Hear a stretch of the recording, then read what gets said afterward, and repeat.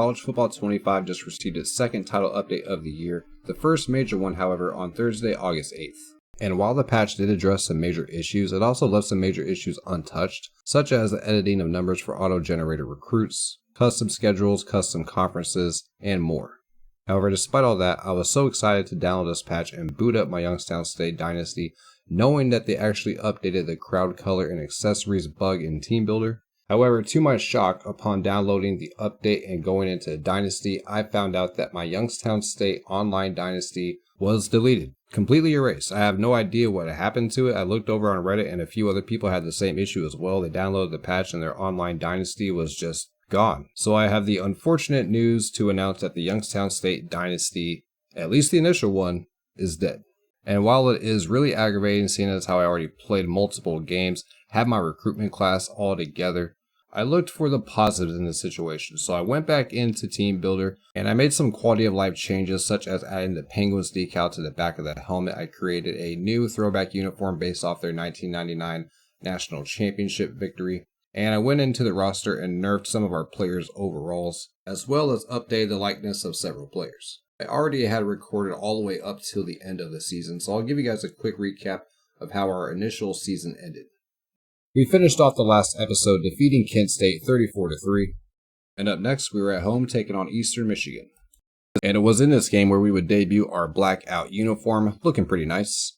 Eastern Michigan would take an early 7-0 lead, however, Brungardt would throw 296 yards passing and 3 touchdowns, including that one to 𝗪𝗏, and YSU picked up the victory 28-14 over Eastern Michigan, improving their record to 7-4.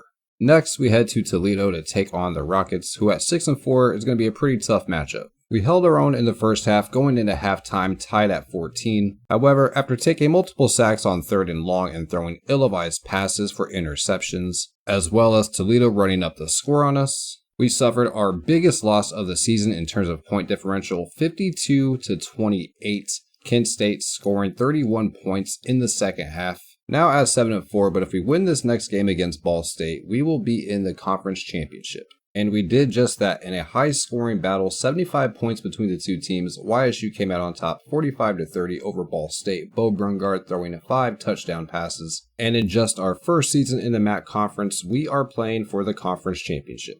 And to top it off, we got that outside linebacker that I coveted, Kenya Malden. Now the question is, who are we going to face in the conference championship? And it is going to be Toledo, the team that blew us out a couple weeks ago. The rematch is on, this time for the conference championship. And there is a college football playoff bracket. Michigan number 1, Alabama number 2, Nevada made it in at number 12. Overall though, pretty good looking bracket. And that's really cool. Tyshawn King was the 6th best running back in the country. Alex McDonald was the 9th best tight end, and he really deserves that. He was real consistent for us all year long. And wow, how about that? 2 linebackers in the top 10. Devin Johnson, the number 1 linebacker. Karsten Marshall, the number 9 linebacker. And honestly, really surprised by that. Those 2 had really good seasons, but to be in the top 10 out of the whole country for linebackers is pretty surprising. Live from Ford Field in Detroit, Michigan, it is the MAC Conference Championship game. Youngstown State, the new MAC Conference team, taking on the Toledo Rockets. A defensive battle early on as we finished the first quarter scoreless. However, in the second quarter, Toledo would get on the board first with that touchdown pass. Youngstown State would take the lead late in the second quarter with this 56-yard touchdown pass to Luke Hensley. Toledo would answer with a long touchdown pass of their own to go up 14-10. Youngstown State stayed in the game as Bo Brungardt launched a deep pass to the left side of the field for 𝗪𝗏 that he took 81 yards to the house. YSU regains their lead up 17-14. Now tied at 17 late in the third quarter, Toledo would throw another long touchdown pass to regain their lead. However, the Penguins won't go down without a fight as Brungardt finds 𝗪𝗏 for yet another passing touchdown, this one to tie it up at 24. But unfortunately, YSU's pass defense was absolutely horrendous late in the fourth quarter as they give up a long touchdown pass on this broken coverage. Toledo would add 3 more points to take the victory 34-24. Despite the loss, pretty proud with how YSU played in this game. They played a lot better than they did against Toledo a couple weeks ago, only losing here by 10. And to make it to the conference title game in your first season in the MAC conference is a pretty good achievement. But now our main focus for the next season is to defeat Toledo. We took 2 losses to them in one season. We cannot have that again.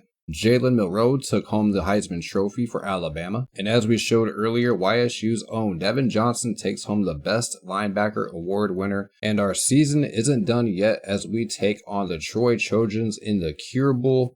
Hey, at least that logo matches our color scheme. At least that's what I thought, because as you can see, there are no pink sleeves anywhere.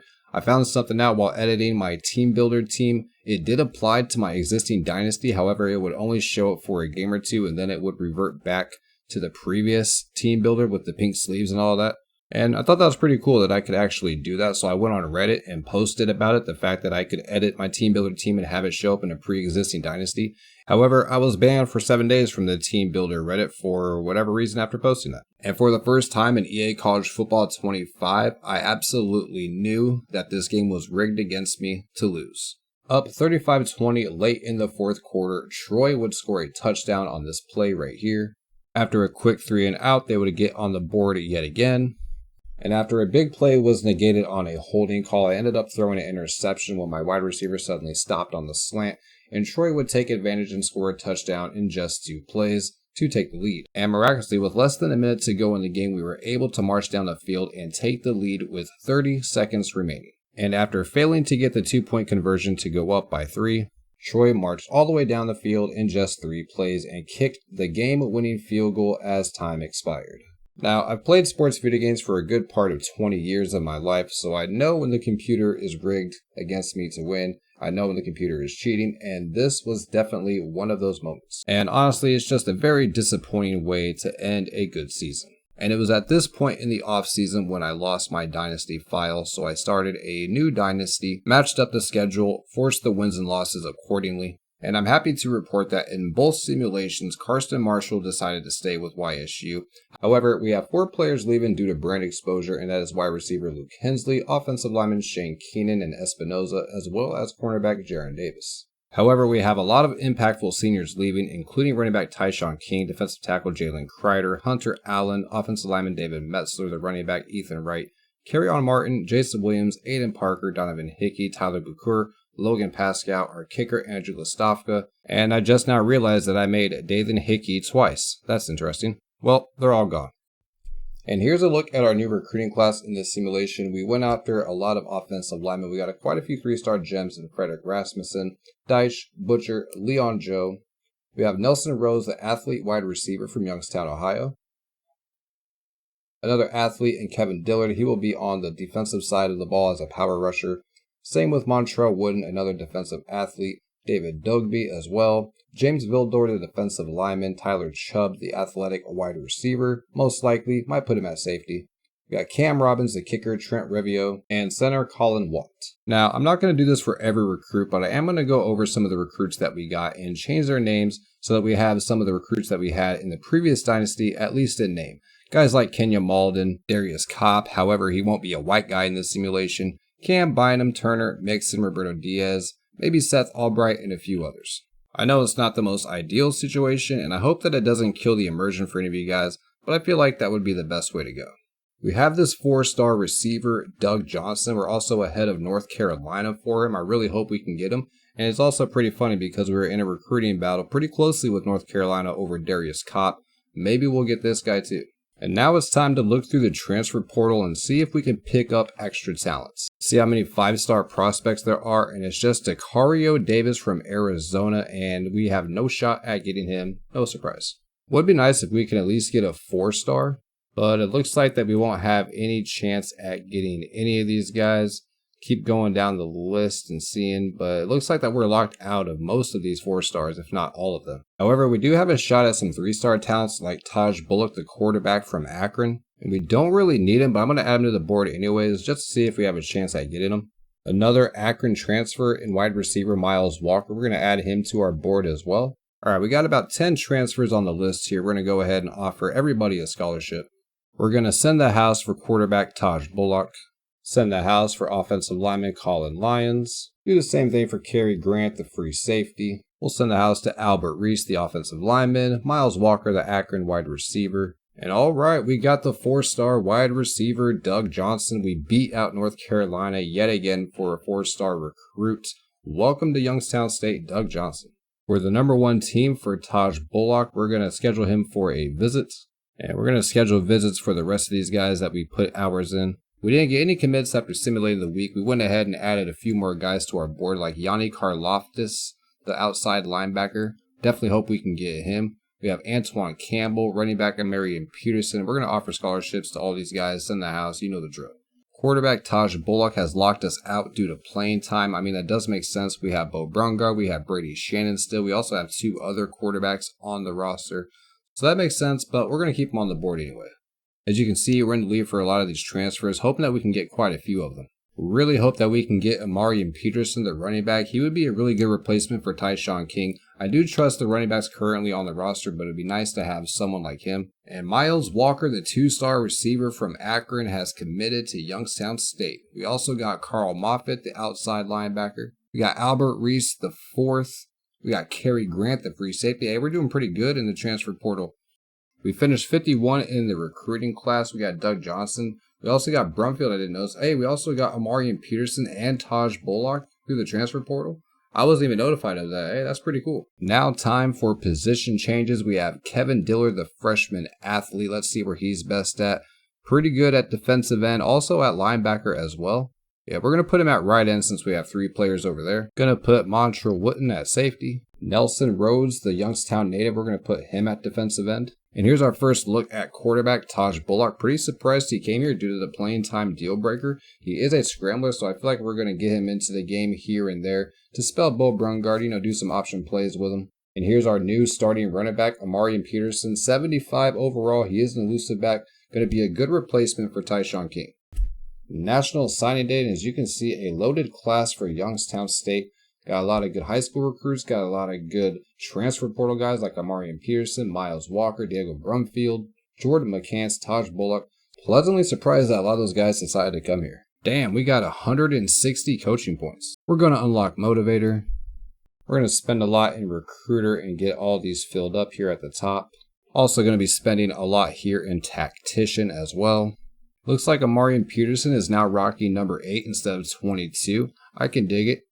Here's our first look at transfer wide receiver Miles Walker, repping number 13. It's very unfortunate that we're unable to customize our schedule in year 2. I really hope that this is just a year 2 thing and doesn't carry over into year 3, because I don't really like the schedule I have now, but it looks like we have no choice but to deal with it. So this season, we're going to start off the season at Rutgers, and then for some reason, we host West Virginia in week 2. Then we have a rematch against Ohio State. We have a bye week, and then we have to take on the FCS Southeast Pandas, and then Tulsa.